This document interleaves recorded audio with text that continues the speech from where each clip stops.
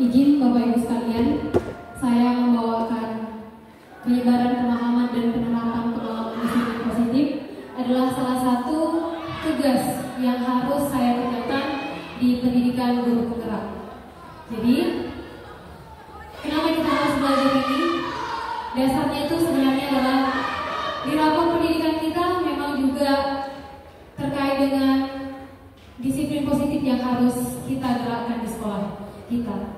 Kira-kira Bapak Ibu sekalian siap untuk mendengarkan pemaparan saya? Siap. Baik, sebelum kita masuk ke materinya, saya mau tanya dulu. Kira-kira apa yang terfikirkan oleh Bapak Ibu sekalian kalau dibilang disiplin positif? Ini membahas tentang apa sih? Ada yang mau menyampaikan pendapatnya? Oke, kayaknya Bu Sianturi pengen sekali. Menurut Ibu, disiplin positif itu apa? Kira-kira kita akan membahas apa ke depan ini?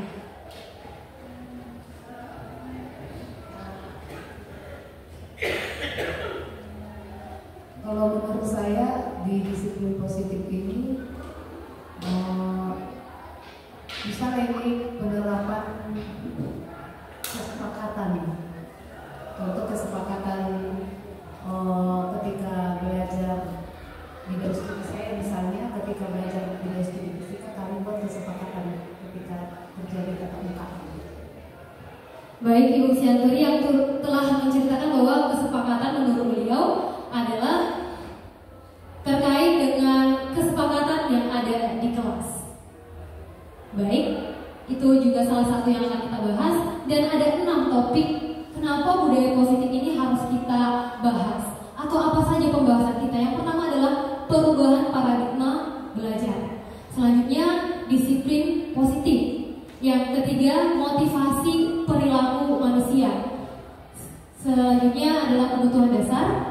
Terus keyakinan kelas dan posisi kontrol segitiga restitusi. Akan panjang perjalanan ini Bapak Ibu. Semoga Bapak Ibu nanti mendapat hal-hal yang baru dari penjelasan saya.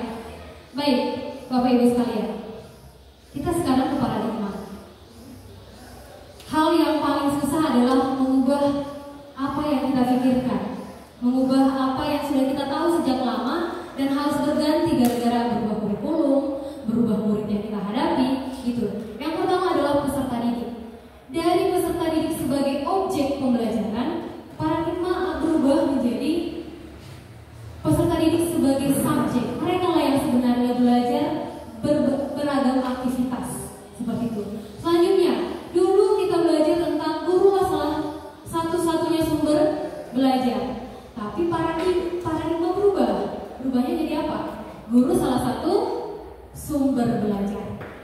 Selanjutnya, yang ini Bapak Ibu, kita memang perdalam di rapat pendidikan kita penghukum, ya kan? Guru penghukum. Awalnya guru identik dengan hukuman, tapi paradigma kita harus berubah menjadi guru menguatkan hal-hal positif yang ada pada peserta didik dan membangun hubungan positif.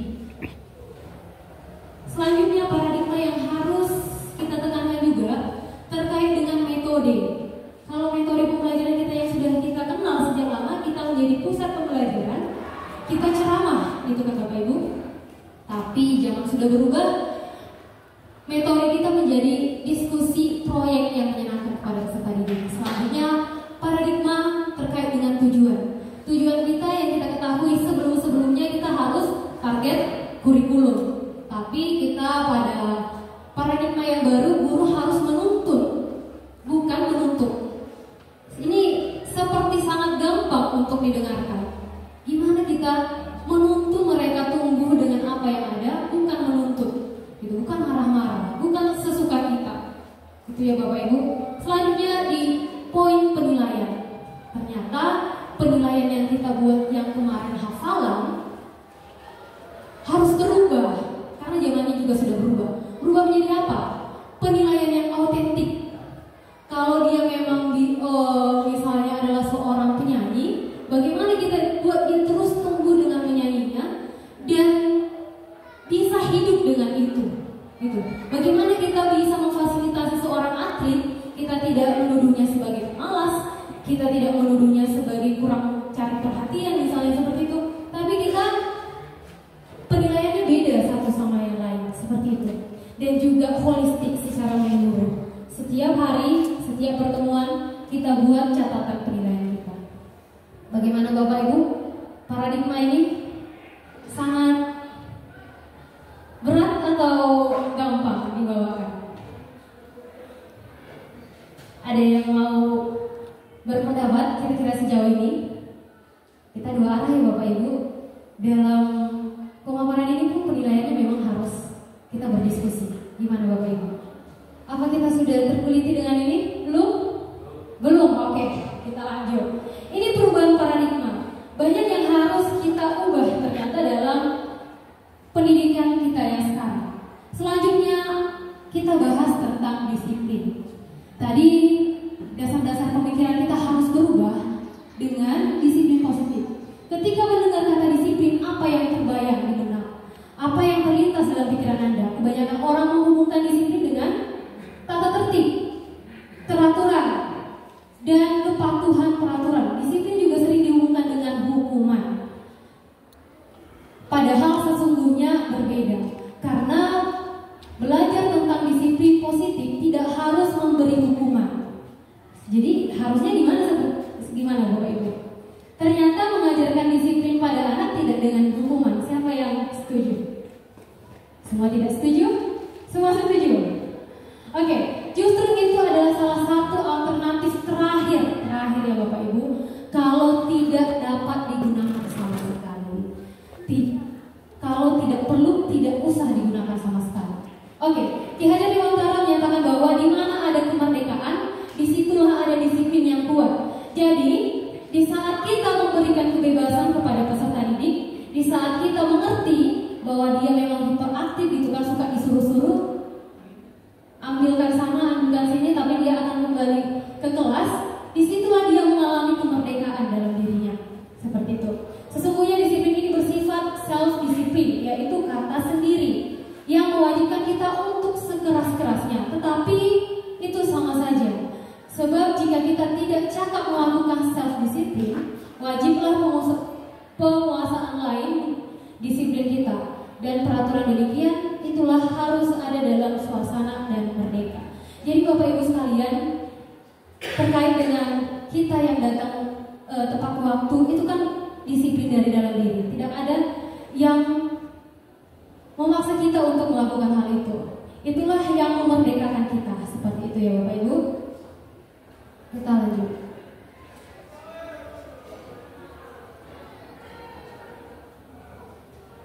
Baik, di sini disiplin positifnya ada profil pelajar Pancasila.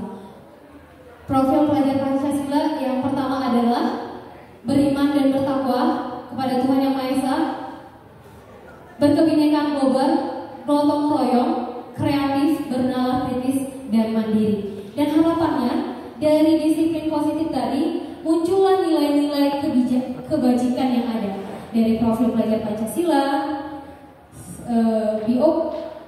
IBO, 9 pilar karakter, petunjuk seumur hidup, dan yang lainnya.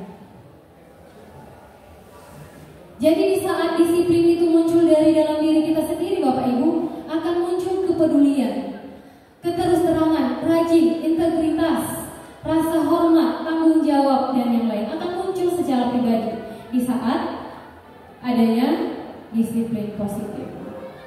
Sehingga standar nasional menciptakan lingkungan yang positif, maka setiap warga sekolah dan pemangku kepentingan saling mendukung, menghayati, menerapkan nilai-nilai yang disepakati bersama.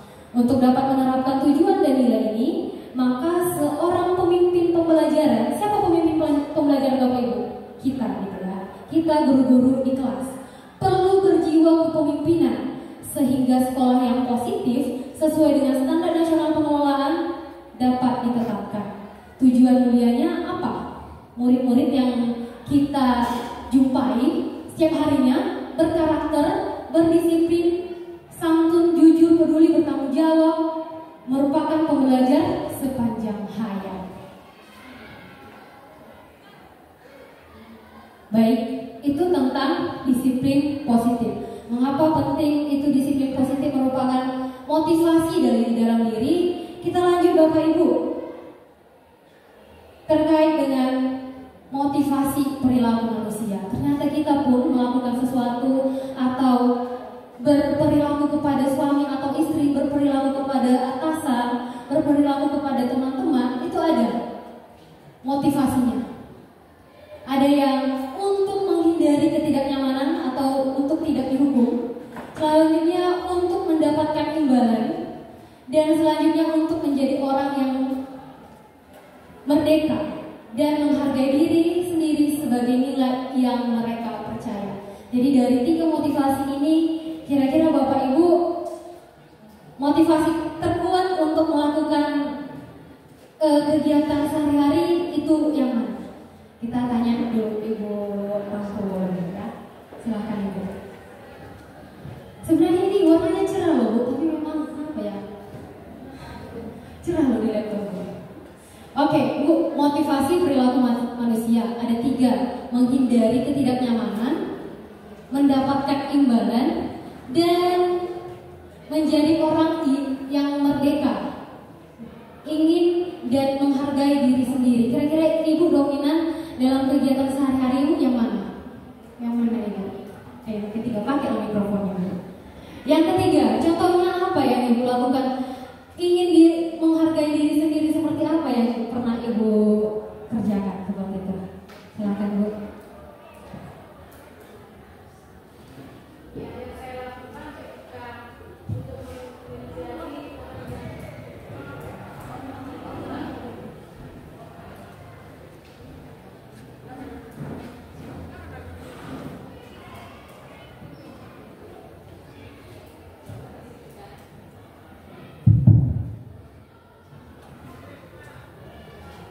Baik Ibu, silakan. Kira-kira motivasi Ibu dalam melakukan aktivitas dominan yang mana?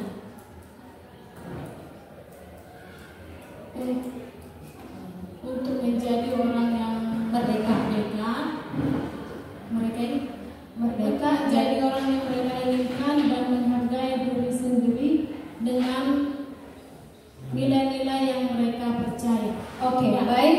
Terima kasih Ibu Tampu Wolon yang sudah menjawab. Biar nggak tegang-tegang kali, kita beri tepuk tangan dulu ya. Oke, terima kasih Ibu. Dari 3 motivasi ini yang sering Ibu lakukan adalah menjadi orang yang mereka inginkan dan menghargai diri sendiri dengan nilai yang mereka percaya. Berarti Ibu melakukannya sudah dari dalam diri. Dari 3 hal ini memang yang terbaik adalah poin 3 gitu ya. Kalau untuk menghindari ketidaknyamanan atau hukuman, mungkin murid-murid akan takutnya sama guru-guru killer aja gitu ya kan. Kalau datang guru-guru yang agak lembut, melunjak mungkin itu. Untuk mendapatkan imbalan, nanti kita ke kelas harus dapat permen gitu ya, harus bawa kue, tidak juga. Tapi memang hal yang terbaik untuk memotivasi seseorang adalah ada timbul motivasi dalam diri untuk memberikan yang terbaik. Selanjutnya, kita bahas tentang hukuman, konsekuensi, restitusi. Hukuman oke, sudah tahu gitu ya. Kalau konsekuensi berarti hal yang didapat setelah melakukan sesuatu gitu kan, konsekuensinya. Kalau restitusi, ada yang pernah dengar istilah restitusi? Bapak Ibu, siapa yang mau? Apa ya restitusi? Atau Ibu Elsa silakan. Restitusi itu apa? Baik, menurut saya restitusi itu yang pembayaran imbalan ya. Imbalan? Oh ya, restitusi orang ekonomi ya, bukan ya, orang geologi tapi ya. Oke, restitusi adalah imbalan. Imbalan dari apa yang restitusi kabupaten, gitu mas. Ganti rugi. Oke, baik. Di sini saya bacakan langsung ya Bapak Ibu karena memang agak tidak fokus di fokusnya. Kira-kira Ibu Elsa, dari hukuman, konsekuensi dan restitusi. Restitusi tadi imbalan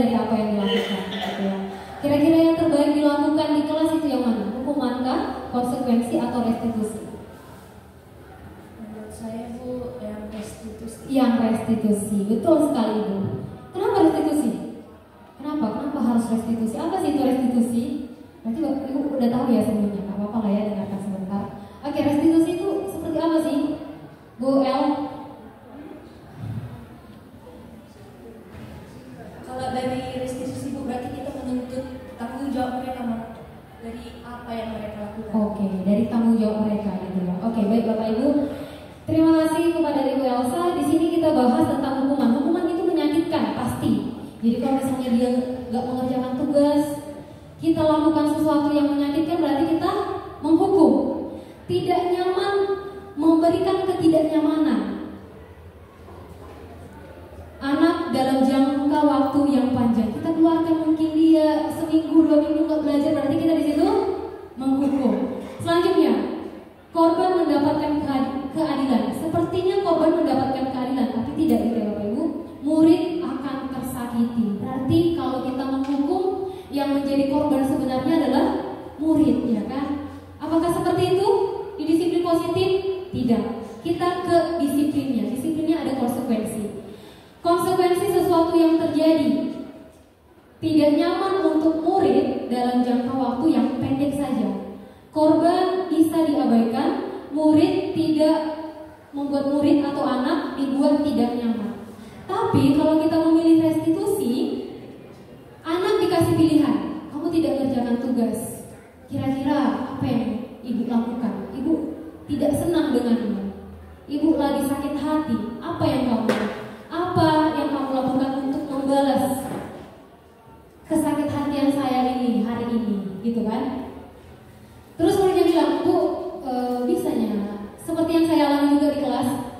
Ini kelas 10, kita bicara langsung aja. Ini kelas 10, dia termasuk tidak open dengan teman sekelompoknya. Tapi di saat saya memberikan pilihan, ini gimana nih? Kamu mau 0 atau apa yang kamu lakukan? Baik Bu, saya pilih nyanyi. Bisanya Bu, geografi itu saya ubah lirik lagu tertentu, terus saya masukkan geografinya. Bisanya nilai saya baik. Itu permintaan dari dalam dirinya gitu kan. Setelah saya masuk kembali, Bu, udah bawa gitarku, nyanyi lagi ya Bu. Ada di handphone saya. Jadi dia nyanyi sangat merdu, sangat bagus. Geografi adalah gitu kan, sangat bagus dibawakan. Ternyata di saat kita memberikan pilihan kepada peserta didik, ini nggak mudah memang Bapak Ibu. Ada hati yang harus mau belajar bagaimana tentang disiplin yang sekarang yang harus kita tetapkan. Tapi dari percakapan apa yang kamu buat, apa yang kamu akan lakukan, sehingga saya mendapatkanlah si siswa ini. Di pandangan saya wah dia sangat bandel, tapi setelah itu pandangan saya berubah. Saya semakin respect, saya semakin dalam tanda kutip menyayangi beliau. Selanjutnya, restitusi itu merupakan pilihan, terus menguatkan dalam jangka waktu yang panjang. Mungkin setelah percakapan kami itu dia mulai respect kepada saya, dan mungkin akan datang tepat waktu sesuai dengan kesepakatan kami, dan tidak kata kuncinya dihapus, selalu datang tepat waktu.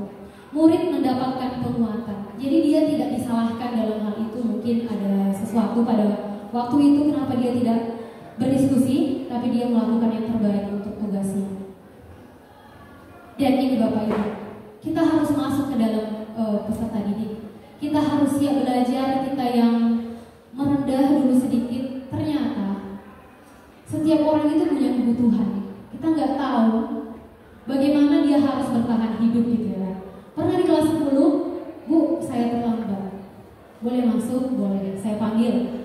Kenapa? Bu, saya harus kerja jam 2 pagi, ngantar beras di seborong-borong, dan jam 6 harus kembali ke sekolah. Tapi memang Bu, hari ini memang padat Bu di seborong-borong, jadi saya terlambat. Berarti dia sedang memenuhi kebutuhan bertahan hidupnya dan bertahan hidup keluarganya mungkin ya Bapak Ibu ya. Jadi kita tidak, kamu teman-teman kamu, kita tidak sedang menghukum di situ, tapi kenapa ya? Apa kebutuhan yang sedang diperjuangkannya? Selanjutnya, kasih sayang. Ternyata anak-anak yang bandel yang kita dapati hari ini di tim psikologi kami, kir psikologi, ternyata banyak anak-anak yang didapati bahwa dia seperti bertingkah di sekolah, tidak dipedulikan oleh orang tuanya di rumah. Jadi ada kebutuhan yang tidak tersampaikan sehingga dia melakukan sesuatu seperti kasih sayang, diterima, gitu ya. Selanjutnya penguasaan. Ini terkait dengan orang-orang yang suka olahraga, Bapak Ibu ya. Dia suka menguasai lapangan, suka kebebasan. Jadi banyak orang yang anggota DPR yang lebih fighting hidupnya setelah nantinya, ternyata mereka adalah orang-orang yang tidak sepintar itu di kelas karena kebutuhannya tidak terpenuhi di kelasnya. Kebutuhannya adalah penguasaan dan kebebasan. Jadi kan ada beberapa orang yang kita dapati kalau pelajaran fisika mungkin ketemu dia yang malas. Tapi kalau di PJOK dia lebih berekspresi untuk melakukan kegiatannya. Dan selanjutnya adalah kesenangan.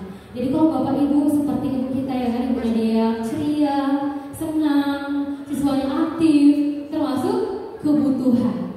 Jadi kita punya kebutuhan, anak-anak kita juga punya kebutuhan. Kebutuhannya apa? Ada 5 saja dasarnya. Yang pertama adalah kebutuhan bertahan hidup, kasih sayang dan diterima, penguasaan, kebebasan dan kesenangan.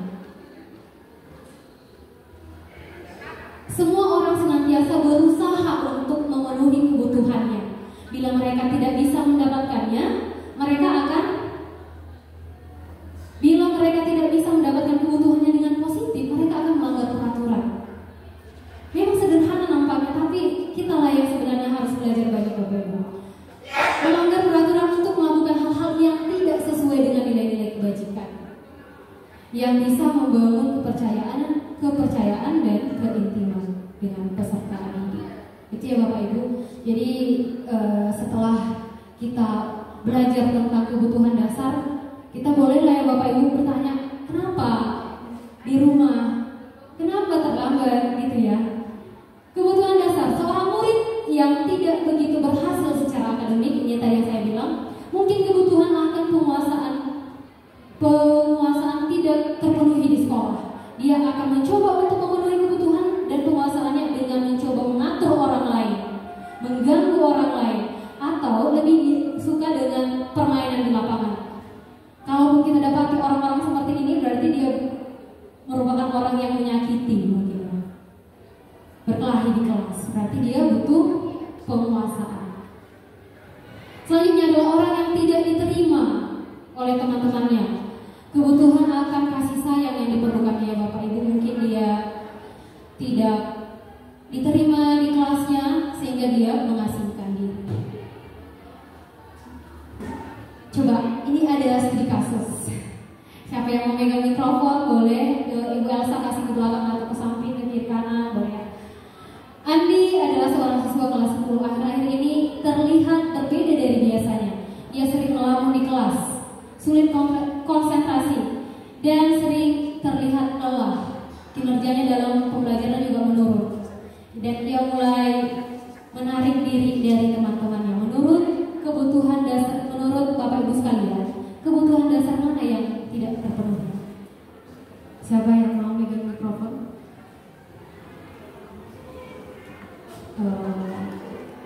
Ibu apa ya? Ibu tarik orang lah ya. Yang mana Bu? Kira-kira menurut Ibu? Gak ada yang salah, gak ada yang benar. Menurut Ibu dari 5 kebutuhan dasar. Ini dilihat dari kasusnya ya Bu. Setiap hari dia terlihat lelah. Barangkali dia kerja keras. Berarti yang tidak terpenuhi di sana adalah kebutuhan bertahan hidup. Kebutuhan bertahan hidup. Oke. Ada yang tambahan dari yang lain dari 5 kebutuhan? Dari bertahan hidup, kasih sayang, penguasaan, kebebasan dan kesenangan. Oke, kalau dilihat dari dia capek gitu ya, mungkin dia kerja setelah pulang sekolah, berarti kebutuhan dasar. Atau ada yang lain? Melamun di kelas, sulit konsentrasi, mungkin ada sesuatu di rumah gitu ya kan, dia kurang kasih sayang, tidak punya motivasi mungkin. Jadi dari satu kasus bisa kita lihat bahwa kebutuhannya itu bisa lebih dari satu gitu ya. Tadi bisa tentang bertahan hidup, selanjutnya kasih sayang. Oke. Boleh ya Bapak Ibu? Terkait dengan kebutuhan dasar apa yang ada yang mau ditanyakan? Biar kita lanjut ke keyakinan kelas. Kita lanjut saja ya. Prosedur pembentukan keyakinan kelas.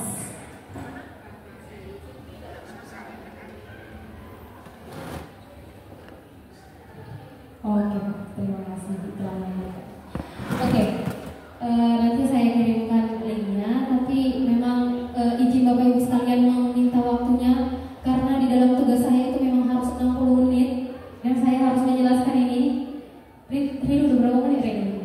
25 Bu. 25. 25. Oke, baik. Terkait dengan keyakinan kelas. Keyakinan kelas di sini ada guru tugasnya mengajar. Oke, kita bahas ya. Oke, dalam keyakinan kelas, dalam pelaksanaannya, yang sudah Bapak Ibu sekalian lakukan di kelas, bagaimana prosesnya? Mungkin boleh Bu dikasih ke belakang. Dalam menerapkan keyakinan kelas, apakah sudah bertanya kepada murid, sudah, ayo ambil selembar kertas, tulis kalian untuk mewujudkan keyakinan kelas yang kita harapkan itu seperti apa? Sudah adakah seperti itu? Mungkin Bapak Ibu boleh cerita. Silakan Ibu. Bagaimana Ibu melakukan keyakinan kelas di kelas Ibu? Ya, pertama kita bertanya ke mereka apa yang mereka harus yakini dan dilakukan di dalam kelas itu. Ya, semua yang dituliskan itu bersumber dari siswa. Misalnya tidak boleh datang terlambat, harus saling membantu, ya harus responsif, begitu. Itu sebenarnya dari siswa bukan dari saya. Begitu. Oke, baik Ibu. Terima kasih. Ya betul. Keyakinan kelas kita ganti dari peraturan kelas. Berarti kalau peraturan kita yang menguasai, tapi kalau keyakinan itu udah ada diskusi bersama. Tapi dominan kalau keyakinan kelas itu tidak menggunakan kata tidak, gitu ya. Jangan bandel. Yang di pikiran kita orang bandel. Jangan memikirkan gajah. Yang terpikirkan apa? Gajah. Itu baiknya apa? Saling menghormati, menjaga ketertiban. Kita on time, kita tepat waktu, seperti itu. Dan harus ada diskusi yang dalam dan terus diperbaharui. Misalnya mereka tidak setuju kalau ada hal-hal tertentu yang sudah kita sepakati di awal, tapi mereka tidak setuju di pertengahan. Itu boleh diubah. Selanjutnya, posisi kontrol. Posisi kontrol guru. Ada berapa posisi kontrol guru? Ada Bapak Ibu yang tahu?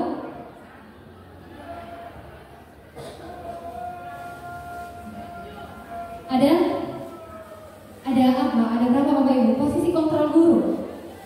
Sebenarnya saya udah buat slide-nya di sini, tapi harus dibuka. Boleh Bapak Ibu sharing yang tahu berapa posisi kontrol guru?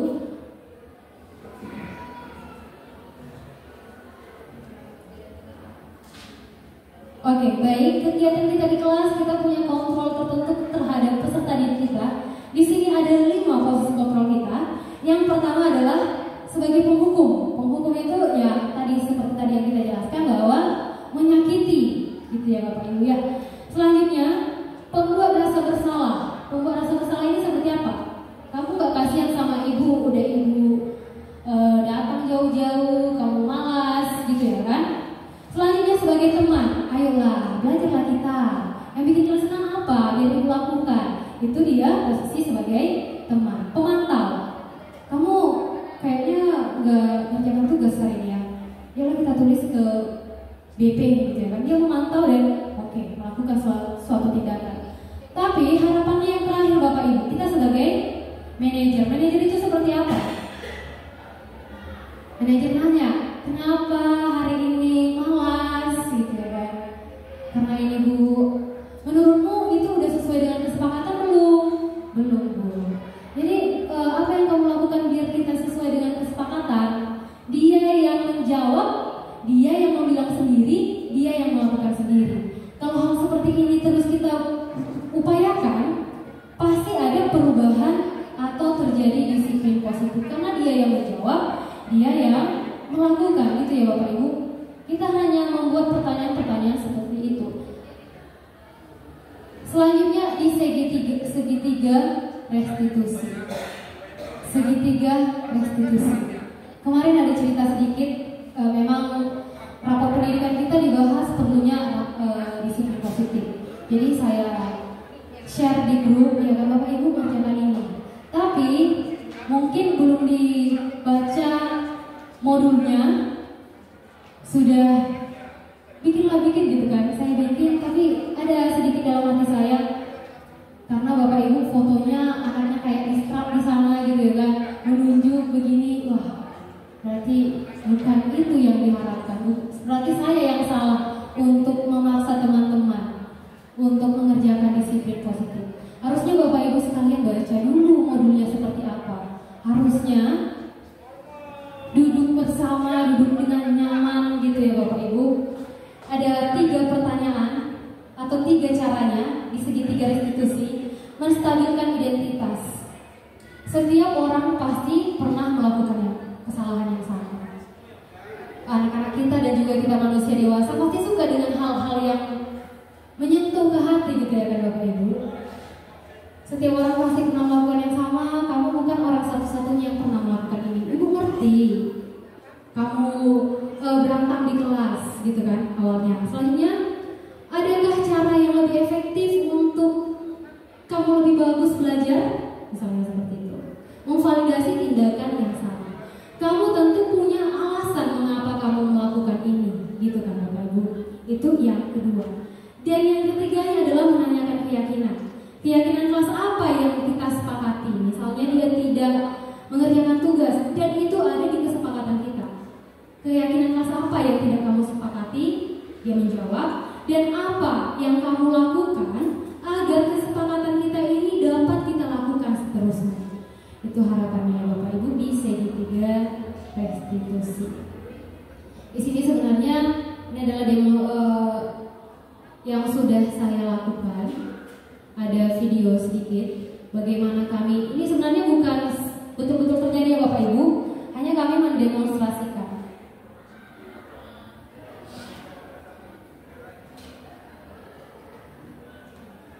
Ini suaranya tidak ada, tapi kondisinya kita lebih baik melihat ini ya Bapak Ibu. Sebentar saja, sebentar.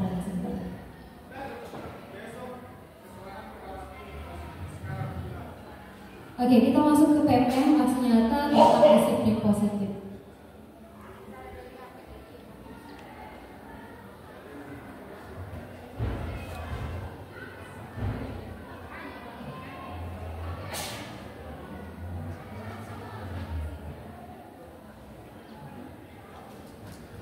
Jadi Bapak Ibu, seperti inilah kondisinya. Bapak Ibu harus duduk bersama, berdua, senyaman mungkin untuk mendapatkan informasi yang dibutuhkan. Ini seperti ini nampak Bapak Ibu.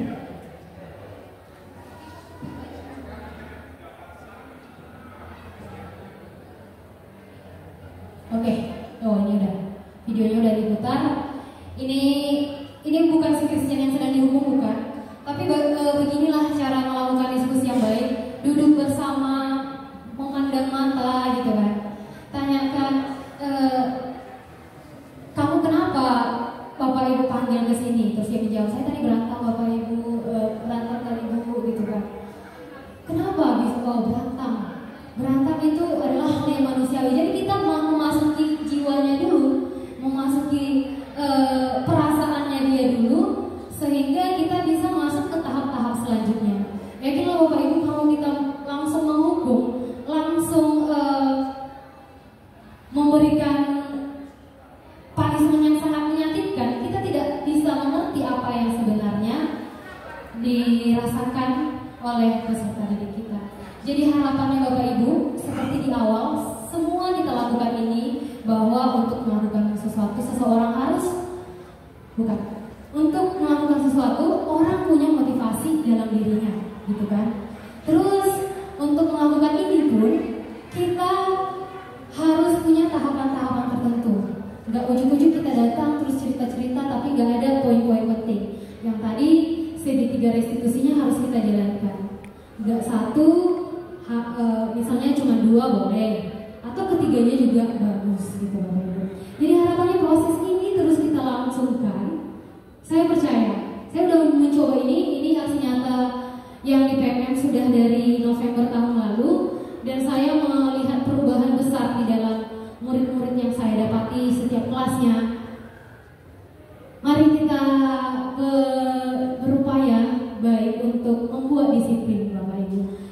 positif. Jadi saya percaya di saat Bapak Ibu sudah tahu tentang hal ini, semoga menerapkannya di kelas-kelas masing-masing dan harapannya disiplin positif, budaya positif akan terjadi di sekolah kita. Baik, sekian pemaparan saya. Kalau misalnya ada pertanyaan boleh. Kalau ada pertanyaan, Bapak Ibu sekalian, udah pengen kali ini saya arahkan? Baiklah, terima kasih untuk kesempatan yang diberikan. Semoga kita sehat dan bahagia selalu. Selamat siang.